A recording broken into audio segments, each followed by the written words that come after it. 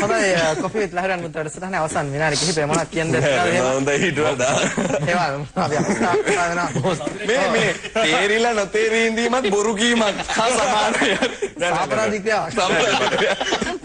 අධික දඬුවම් දෙන්න. සමහර දේවල් තේරෙනවා අපිට තේරුන්නේ නැහැ වගේ ඉන්න වෙන අවස්ථාවලුත් තියෙනවා. තියෙන. ඒක බොරුවක් නෙමෙයි. ඔව් අපි ඉතින් ඒක මොනවාද ස්ථානෝචිත හැමෝටම නෑ හැබැයි හැමෝටම කියන්න ඕනේ ඉතින් අපි අර සමාජයේ තියෙන මේ නීති රීති අනුව ජීවත් වෙන සාමාන්‍ය පුද්ගලයෝ. ඔය සම්මත විදියට.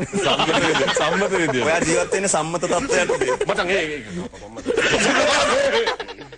හොඳයි අපි ඊට පස්සේ අහලා බලුවා මොකද්ද දෙන්නගෙම හිත ගිය එකම කෙනෙක් ඉන්නවද කියලා. මට හිත ගිය කෙල්ලෝ නම් ඉන්නවා. ඒ කෙල්ලන්ට සාරංගගේ හිත ගියාද කියලා දන්නේ නැහැ. බලමු අපි සාරංගගේ උත්තරේ.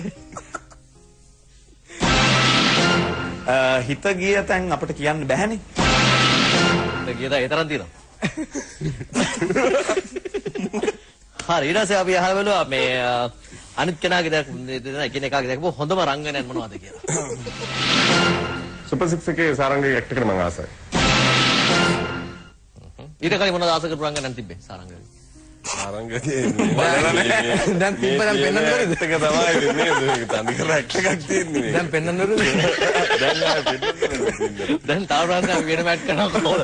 පෙන්වන්න බැරි ඉන්න රංගන ශිල්පියා. සාරංග සාරංග ඉස්සර දිසාසේක විතරයි දැන් සාරංගත් කියනවා. කෙලින්ම නම කියලාම කියනවා මේ රංගන ශිල්පියාට මම කැමති නැහැ. එහෙම නම් තරක් කියනවා නේ සාරංග. කියන්න දෙයක් නැහැ නේද? ඊළඟ කාලේ. හරි බලමු සාරංග මොනවද කියන්නේ කියලා. හේමාල්ගේ හොඳම රංගනය කියන්නේ මම දැකපු එකම රංගනය සුපර් 6 චිත්‍රපටයේ. හොඳ කැලල කියලා නෑ. හොඳ නෑ හරි හොඳ හරි කියනවා. හොඳ නෑ හරි හොඳ හරි ඔය කියන්නේ ඉතින් කැලල කපලා. එකම රංගනේ හොඳයි. එම අඩුපාඩු. හොඳයි හේමල් තව ප්‍රශ්නයක්. මම කිව්වා ඔය පළවෙනි ෆිල්ම් එකේ විදිහට ඔය හොඳයි කියන්නේ. හොඳයි. හොඳයි ඊට පස්සේ අහලා බලුවා තරුණියන් අතර වඩා ජනප්‍රිය කවුද? දිසාසේකර ජනප්‍රියද නේද? මොකක්ද කතා කරන්නේ? දන්නේ නැත්නම් එහෙම නෑ. හරි. දැන් වෛරකින් වගේ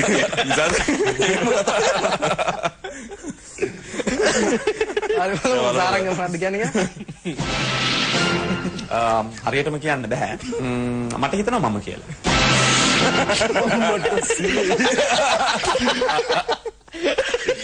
වාරේ පොරු කියන්නේ නෑ. අදාපියලා නේද? මේ මම ඊළඟට කියපු එක දාලා නැහැ. ඊළඟට කියපු එක දාන්න බෑ. මම ඊට කලින් මං කිව්වේ දෙන්නම ජනප්‍රියයි කියලා. දාඩියක් දාලා වගේ. මාර දාඩිය දා. එයි මෙතන නටුවන්නේ එක දඩි දාලා කියලා ටක් ගාලා ක්ලෝස් අප් එක කරනවා. හරි ඊට පස්සේ අර බලුවා පෙම්මතිට අරන් දීලා තියෙන වටිනාම තෑග්ග මොකක්ද? ටැග් ඉතින් මම තමයි. පෙම්වතියක් නෑ කිව්වද ආදරයක් තියෙනවා නම් මම තමයි. නෙමෙයි පෙම්වතියක් දැන් නෑ කියන එකයි පෙම්වතියක් හිටියා කියන එකයි වෙනස් නේද? පෙම්වතිය හින්දා තියෙන අනිවාර්යයි ඉතින්. ටැග් මම අත නං අනාගන්න. ඔය දැන්නේ මල්ලේ පොල්ලගේ. නෑ ඉතින් මල්ලේ පොල් වෙන්නේ කොහොමද? පෙම්වතියක් ඉඳලා තියෙනවා ඉතින් නැත්තේ නෑනේ ඉතින්. හරි බලමු සාරංගගේ උත්තරේ. අරන් දීලා තියෙන ඒවා කියන්න අමාරුයි. නෑ වගේ. අරන් දීලාම නෑ. අරන් තියලා විතරයි. අර එතනත් එඩිට් කළා. මං කව දුන්න ලොකුම දේ තමයි ආදරය කියලා. ඒකත් එඩිට් කළා. ඒ මේක දීලා නෑ මං හිතන්නේ. ඒක තේරලා දින එඩිට් කළා. ඒක බොරුවක් කියලා දෙවියන් කපලා. මැෂින් එක ඔටෝ කපලා අතුරු ඩවුනා. හොඳයි එහෙනම් බොහොම ස්තුතියි සාරංගටත් හේමල්ටත් අද අපේ ආරාධනාව පිළිගත්තාට වැඩසටහන පැමිණියාට සාරංග පැමිණි දෙවෙනි අවස්ථාව වැඩසටහනට මොකද හිතන්නේ? මේ බොහොම ඒත් එක්කම මේ හේමල් එක්ක වැඩසටහනට සම්බන්ධ වෙන්න ලැබිච්ච එක ගැන සතුටුයි. ඒත් එක්කම අපි දෙන්නටම ගොඩක් මේ වැදගත් කාලයක් මේ දවස්වල සුපර් 6 මේ තිරගත වීමත් එක්ක ඉතින් චිත්‍රපටය ගැනත් අපිට කතා කරන්න අවස්ථාවක් ලැබුණා. සමහර ප්‍රේක්ෂකයන්ගේ හිතවල තියෙන සමහර ප්‍රශ්න වලට උත්තර දෙන්නත් අපිට පුළුවන් වෙන්නේ නැති. ඒත් එක්කම සුපර් 6 මේ කණ්ඩායම වෙනුවෙන්ම ප්‍රේක්ෂකයන්ට ආරාධනා කරනවා චිත්‍රපටය නරඹලා අපිට එහි ගුණ දොස් කියන්න අනිවාර්යෙන්ම අපිට ඉදිරියේදී ඒක ගොඩක් වැදගත් වෙයි අපේ ඉදිරි නිර්මාණ කටයුතු වලට. ඒත් එක්කම මේ ස්වර්ණ වාහිනියටත් ඔය දෙන්නටත් බොහොම ස්තුතියි. බොහොම ස්තුතියි. හේමල්ගේ ප්‍රශ්නත් කතා කරා. හේමල්ගේ ප්‍රශ්නත් කතා කරා. අලුත් ප්‍රශ්න ඇති කරගත්ත අලුත් ප්‍රශ්න ඇති කරලා තියෙන්නේ. ඉතින් ප්‍රශ්න නෙමෙයි ඉතින් මේ කොමරි බොහොම ස්තුතියි ස්වර්ණ වාහිනියටත් අපිට මේ අවස්ථාව දීම සම්බන්ධයෙන් අපි දැන් චිත්‍රපටිය එළියට ඇවිල්ලා තියෙන වෙලාවේ ඒ ගැන කතා කරන්න.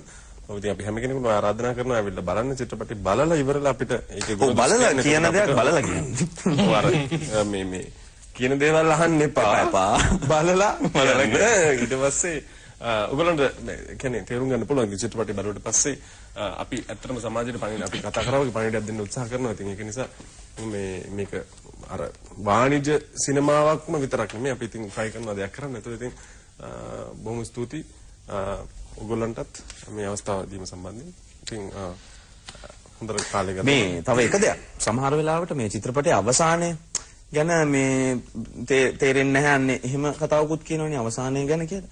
එතරම් දැන් අර මම කලින් කිව්වා වගේ අර ඇනලම කියන්නේ නැහැ. ඒ වුණාට ඒ චිත්‍රපටයේ අන්තිමට කියවෙන්නේ මේ ක්‍රිකට් කියන දේත් රැඳිලා තියෙන්නේ අපේ අනාගත පරම්පරාව අතේ කියන එක. අපි මොන සෙල්ලම් කරත් අන්තිමට මේ ක්‍රිකට් වලට ආදරය සහ ඊට වැඩි කුසලතාවයක් තියෙන නිසා ඒ ක්‍රිකට් කියන ක්‍රීඩාව රැඳිලා තියෙන්නේත් අපේ අනාගත පරම්පරාව පොඩි උන්ගේ අතේ කියන එක. හොඳයි බොහොම ස්තුතියි සාරංගටත් හේමල්ටත් අද සුපර් සික්ස් චිත්‍රපටය වෙනුවෙන් මේ පිළිබඳව කතා බහ කරන්නට කොෆි විත් ලහරුවන් මුත් වැඩසටහන පැමිණියාට සූදානම් වෙන්නේ අද දවසේ වැඩසටහනින් සමුගෙන යන්නට ප්‍රාර්ථනා කරන හැම දිනාටම සුබ සතියක්.